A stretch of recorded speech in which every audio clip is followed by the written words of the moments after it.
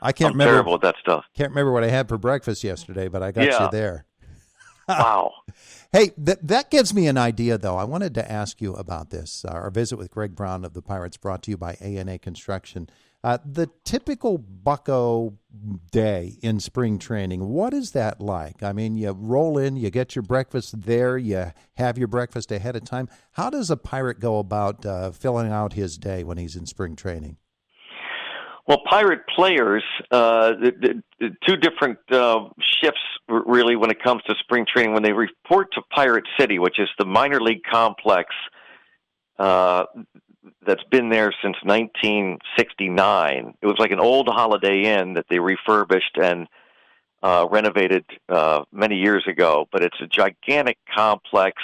It's got the main building. It's got a huge cafeteria. It's got 4 fields, and in the middle of it is kind of the central location. It's almost like an air tower where people can scouts, especially, and personnel can observe all 4 fields simultaneously. And then you have back fields where one-on-one instruction can take place. It's just, again, it's this gigantic complex. The minor leaguers are housed there. But the big league team reports pitchers and catchers first. That was on the 12th of February. A few days later, position players. And the coaches will dress at Lecom Park, which is about, as the crow flies, maybe just 2 miles, 3 miles from Pirate City. Mm-hmm. But because of traffic and so forth, probably takes you 15 minutes to drive. They'll dress in their lockers at the main big league complex, Lecom Park, and then they'll head over to the minor league complex, and it all and there's a gigantic weight room. It's everything. All these facilities.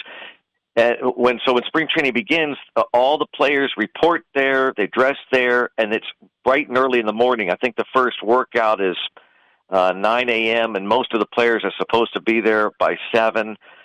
They get all their work in, batting practice, ground balls. The pitchers throw to batting practice. They get more. So that's about a week's worth of kind of tune-up. Yeah. The outfielders, the base running, instructing. That goes on, and they're usually out of there. They're done the day at around noon. So they get in their cars, and they're out of that complex by about 1 o'clock, 1:30 at the latest, and then they're done the rest of the day. Now, as games begin, they shift everything over to Lecom Park, and they report still pretty early in the morning, and they'll do workouts over at Lecom Park, and then they'll play the game, and then once the game is over, then they can leave. Now their afternoons, by early evening, they can go out and have dinner and so on. But it shifts from the mindset of workouts at Pirate City. Now they will work in the morning, abbreviated, to get ready for the games themselves. The players today, Todd, the Pirates are in Clearwater. Yeah. So the veteran players, most of them, will not drive up or bus up to Clearwater. Most of them, because they've earned their right to not have to drive anywhere, they'll stay at Lecom Park. They'll have batting practice at the ballpark. They may take some fly balls or ground balls, but then they're done. So a lot of the squad, these are mainly minor leaguers and non-roster invitees who will drive up to Clearwater to play against the Philadelphia Phillies. Yeah, but there's a big guy that's going there today, though. He's going to be on the mound, isn't he? Yeah, and for Philly fans and Pirate fans alike, disappointed to see the forecast right now. It does not look good at all. The radar shows a big blob of green, dark green, and sometimes yellow going across Clearwater, and I am really pessimistic that they'll get this game in. So what that does, do they bump Paul Skeens to tomorrow? Do they keep him at Lecom Park to pitch a bullpen? I don't know. I don't know what they'll do. It's the worst thing in the world for a guy like Don Kelly, who's the Pirates bench coach and the man in charge of the schedule in Bradenton, because it disrupts everything. So I don't know what they'll do. I can't imagine they might. I can't imagine they'd even try to bus up to Clearwater looking at the forecast. But, you never know. It could break up, and they could end up at least getting a couple of innings in. That would be ideal. That ideally the whole thing breaks up and they don't worry about the rain, but at least they maybe play a couple of innings against the Phillies and Skeens gets his work in. Yeah, that we'd like to see that happen. All right, so over this past weekend, of course, the Pirates get started with a couple of wins in spring training. You talked to us on Friday about how they want to put more of an emphasis on wins here in spring training. There are plenty of people out there, Greg, who are very, very skeptical about this Pirate team. They don't think that the Pirates have done enough in the offseason. They're concerned that they're all relying on pitching and pitching only. But there are still certainly concerns with that as well in the bullpen. But in your mind, have the Pirates done what they need to do to position themselves for this coming season? Good question, Todd. I think that we could all, and I understand the pessimism because there's no reason. The Pirates have not given fans any reason to be terribly optimistic. If you look at what's happened the last couple of years, and now this is year 6 of the Cherington-Shelton regime, and back-to-back years of only 76 wins, it's not going to cut it. The fact that they did sign Andrew Haney to a $5.5 million deal as a free agent, I think, is indicative, and this happened just over the weekend, a left-handed pitcher, of this pressing matter for Cherington and Shelton. They know that they have to win this year. It's a must because their jobs are on the line. Mm-hmm. And for that reason, although I appreciate both of these men and what they've done, Derek Shelton I work with every day, and I'm amazed at what he has had to do, and he just hasn't had the pieces to win yet.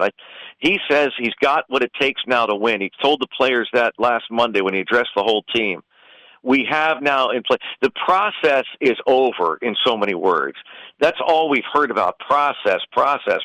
We're getting there. They had to just reshape the whole organization.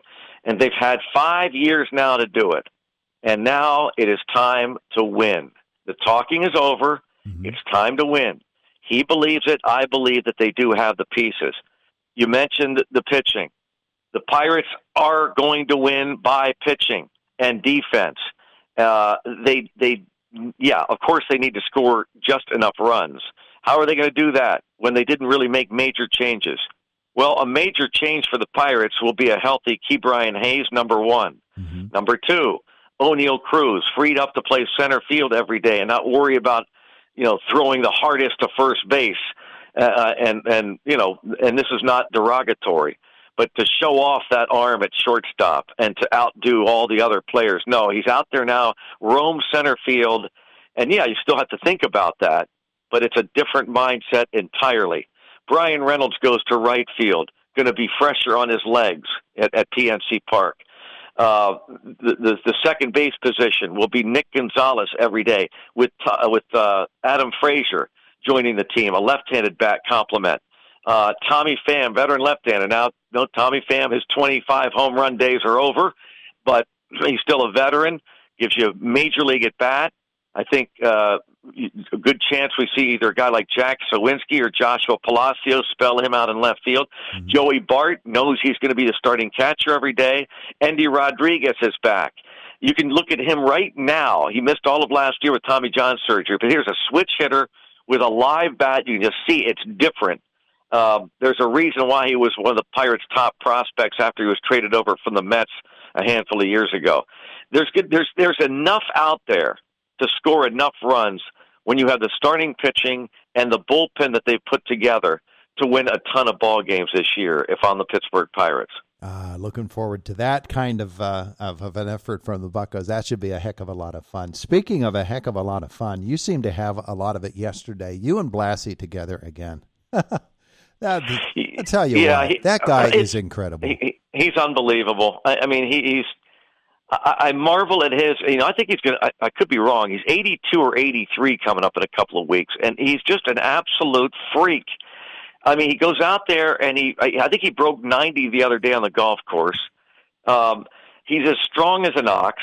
His mind, he's as sharp as ever, quick-witted as ever. He's unbelievable. And He's one of my closest friends, and we lost one of our closest friends this past week in Mike Lang. So we shared a lot of those stories on the air yesterday. And, yeah, he's just an absolute treat. I mean, again, Todd, I said this before. If he had decided after his playing days, you know what, I'm going to leave Pittsburgh, I'm going to seek a different career, and I'm going to go out on the Vegas Strip, and I'm going to have a show every night, the Steve Blass show.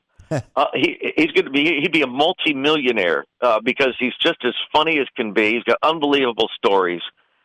He's again, I keep saying it. He's a unicorn. He's a freak. Oh, listening to him talk about euchre yesterday was incredible. Oh man. I mean, those two guys together. You can imagine what that was like. That was must see. When you go up to the press box, if those two are together, you better you better find a seat and just listen in on those two comedians.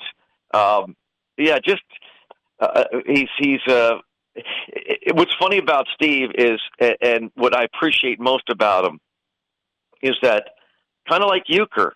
Now, Euchre was a national star, of course.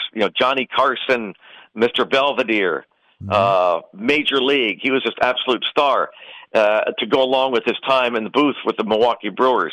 Steve is a local Pittsburgh icon who had just as much cachet as Euchre did in Milwaukee. Blass had it in Pittsburgh, but just as humble as anyone. He's always got time for people. He's down to earth. And again, I love walking around the ballpark, Todd, with Steve to this day in Bradenton or in PNC Park, because these fans come up to him, they want an autograph, and they won't just get an autograph and a handshake, they'll get a laugh. I mean, he'll find a way to make them chuckle, and it's just absolutely incredible to watch. Yeah, he knows how to do it. I remember, right after he got out of baseball, when he was selling class rings, he came to our school, and what a great time that was, because Steve Blass just had an ability to put people at ease and just to be one of the guys, and it was so much fun back even then with a bunch of unknown high school kids. It's funny. I did not realize he sold you class rings, but he loves to tell that story. That's once he got out of baseball, he got a job at Jostens and sold class rings and drove all over the place. You talk about humility. This is one of the best pitchers in the league in his era. And then, because of whatever happened, he has that thing that to this day they ended up tagging it as Steve Blass disease. Couldn't figure out why he lost control, and now he's got to, really humble himself and go out and sell class rings and drive all over in the worst weather conditions to these high schools to sell them class rings. He did that for a few years, and before he got into the broadcast business, it's a great story. Yeah, he's a great, great guy. All right, so you got to see him again. Good for you. I know you missed being able to work with him every day, but every chance you get is a treasure, I know. Oh, it's a treat. We're supposed to golf today because I'm not on the call today up in Clearwater, but the weather may preclude that. Still, I'm sure we'll get together and share a laugh or two, maybe even a beverage or two. And that's just he's one of my closest friends, as I said, Todd, and we were able to share stories yesterday with our buddy Mike Lang, who gave me my break in baseball and broadcasting, who shared the booth with Steve for a couple of years in the cable TV back in the mid-'80s, and he and Mike were dear friends, and it's fun to share memories with him regarding Mike, that's for sure. Oh, yeah, Bartles and James themselves. Hey, Greg, thank you so much for spending some time with us today. Have a great day in Florida, weather or not. Todd, thanks. Hey, don't lose my phone number. Well, if I do, it's still stuck in my brain. I'll see you Wednesday. All right, bye-bye. There's Greg Brown with us this morning. It's Indiana in the Morning on WCCS 101.1 FM, AM 1160, and WCCSradio.com. Boomer Sports next.